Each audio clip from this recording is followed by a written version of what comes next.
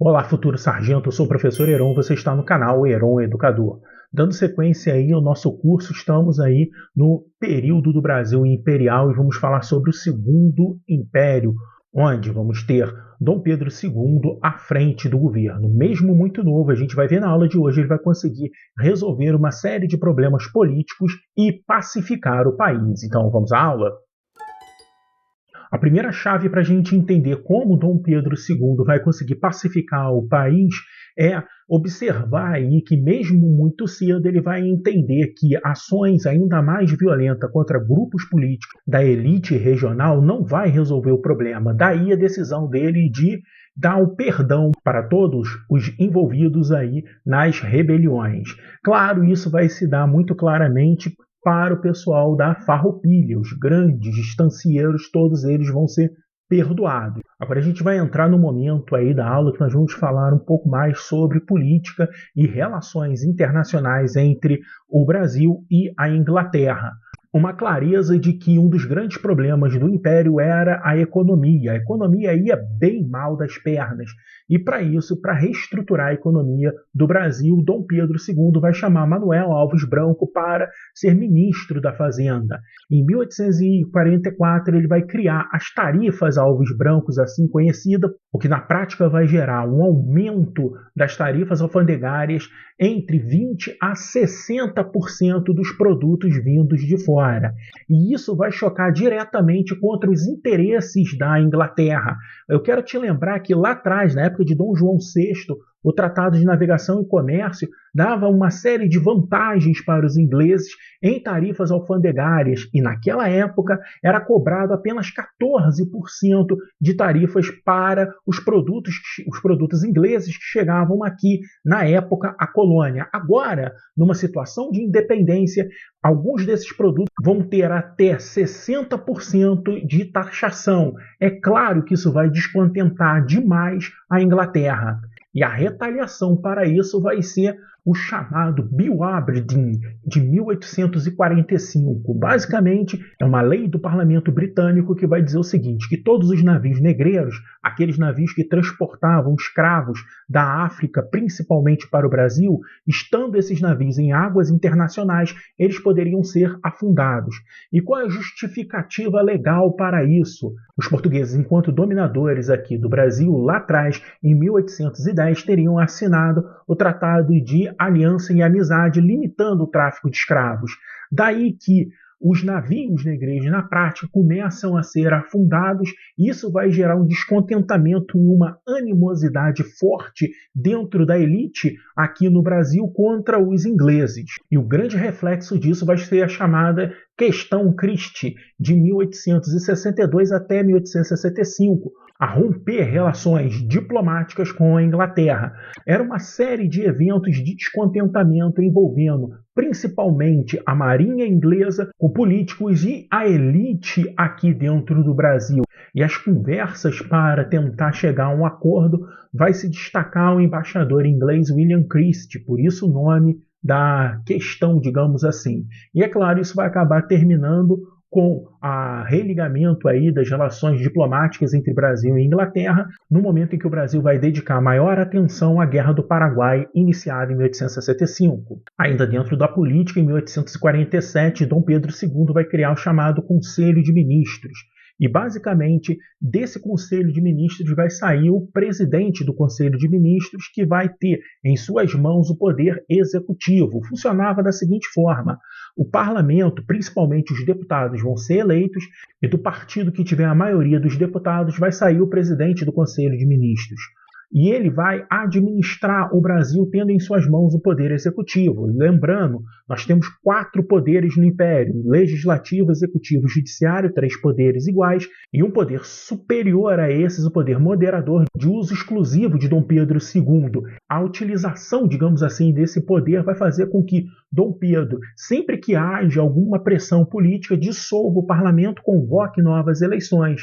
E nessas novas eleições, invariavelmente, o partido aí que estava fora do poder vai alcançar a maioria e vai colocar um dos seus representantes como presidente do Conselho de Ministros. E isso vai ajudar, a partir de 1850, a pacificar o Brasil. E eu digo a partir de 1850 porque a gente vai ter a última rebelião imperial no Brasil, a Revolta da Praieira, ocorrida em Pernambuco em 1848 até 1850. Basicamente, uma luta histórica entre comerciantes portugueses e a elite brasileira que disputava poder na região. E eles também vão ser contrários ao poder moderador exercido por Dom Pedro II.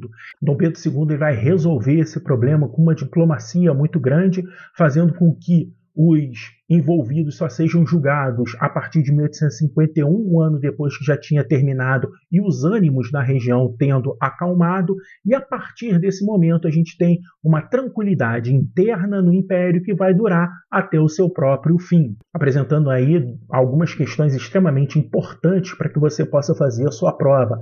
Em 1850 ocorre aí a Lei Eusébio de Queiroz.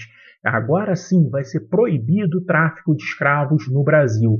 E essa lei ela vai ser de fato colocada na prática, fiscalizado, e a gente vai ter uma queda acentuada do tráfico internacional de escravos. Eu quero chamar bem a sua atenção porque esse tráfico é internacional. O comércio de escravos dentro das províncias, dentro dos estados do Brasil, vai continuar de forma extremamente intenso. É o que a gente vai chamar de tráfico interprovincial. O grande produto da economia imperial vai ser o café. Ele vai se transformar na base econômica do império. Para que vocês possam ter uma ideia, a partir de 1870 ele vai ter quase 61% de toda a riqueza produzida no Brasil provinha diretamente do café. E é importante a gente analisar que esse café tinha por base a mão de obra escrava.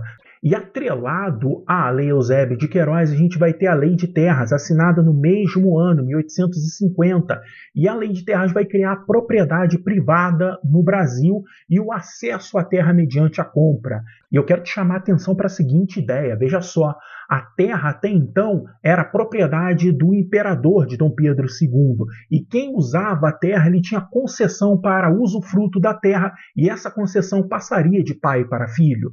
Bom, com a criação da Lei de Terra, todas as terras passam a ser propriedade privada. Tem um dono que pode vender ou uma pessoa que pode comprar essa propriedade. Isso é significativo porque aqueles que tinham a concessão da terra passam a ser proprietários da terra. E as terras, sem serem trabalhadas, a terra que não tinha um dono direto, passavam a ser propriedade privada da União, sendo essas terras possivelmente vendidas, mas só mediante a pagamento à vista.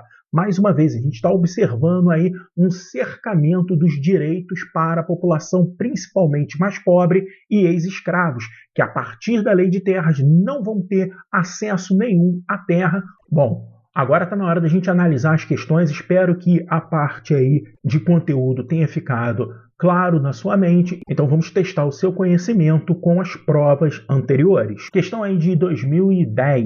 A decretação da cobrança da tarifa Alves Branco em 1844 levou o governo imperial a: letra A, falência do Banco do Brasil; B, um aumento da tributação sobre as importações; C, proibir o tráfico de escravos; D, decretar o fim do Tratado de Mitwin; ou letra E, incentivar as importações de produtos. Gabarito: letra B, o aumento da tributação sobre as importações, como eu disse aí na aula, passando de entre 20% a 60% esses tributos. Falência do Banco do Brasil, a gente viu, isso vai ocorrer, porém, no final do primeiro império com Dom Pedro I. Proibição do tráfico de escravos ocorre posteriormente, em 1850, com a Lei Eusébio de Queiroz. Decretação do Tratado de Mitwin não tem absolutamente nada a ver. Esse é um tratado que assinado entre Portugal e a Inglaterra. E, por fim, incentivar as importações de produto. Muito pelo contrário, uma tarifa mais alta, você tem menos produtos importados entrando aqui no Brasil. Questão aí de 2010. Em 1845, a Inglaterra aprovou o Bill Aberdeen. Com relação a esse ato, é correto afirmar: letra A, concedia à Inglaterra o direito de monopolizar o tráfico negreiro para o Brasil; B, determinava a substituição da mão de obra escrava pela mão de obra livre; C. Era declarado legal o aprisionamento de qualquer navio negreiro, bem como o julgamento dos traficantes pela marinha inglesa. Letra D. Elevava violentamente as taxas alfandegárias sobre os produtos brasileiros. Ou letra E. Visava a eliminação da concorrência que a agricultura escravista brasileira representava. Então, vamos ao gabarito. Letra C, é claro. Bom, concedia à Inglaterra direitos de monopolizar o tráfico negreiro para o Brasil, muito pelo contrário, eles queriam acabar com esse tráfico, determinava a substituição de mão de obra pela mão de obra escrava pela mão de obra livre, era o que a Inglaterra queria, mas ela não podia impor isso à lei brasileira. Elevava violentamente as taxas alfandegárias sobre produtos brasileiros, não, e visava aí a eliminação da concorrência da agricultura escravista brasileira, não tem absolutamente nada a ver com a estrutura econômica da Inglaterra. Questão de 2016, a Lei de Terras de 1850 regulamentou questões relacionadas à propriedade privada da terra e à mão de obra agrícola. Tal legislação atendeu aos interesses dos grandes fazendeiros da região sudeste, que cultivavam, letra A, cacau, letra B, cana-de-açúcar, letra C, soja, letra D, café ou letra E, algodão.